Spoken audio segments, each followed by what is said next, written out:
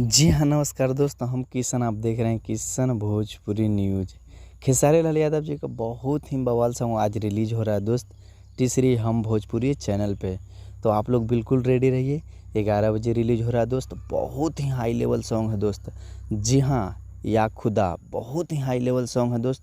आज ही रिलीज़ हो रहा है दोस्त खेसारी लाल यादव जी के 11 बजे टी सीरीज हम भोजपुरी चैनल पे। जी हाँ दोस्त, बात किया जाए दोस्त तो इस गाना को गाए हैं खेसारी लाल यादव जी और म्यूजिक दिए हैं विनय विनायक जी, और इस गाना को लिखे हैं अनुपम पांडे जी दोस्त। बहुत ही कमाल का सॉन्ग है दोस्त। आप लोग देखना ना भूलिएगा। 11 बजे रिलीज हो रहा है दोस्त, तो आप लोग बिल्कुल रेडी रहिए सुनने के लिए, देखने के लिए।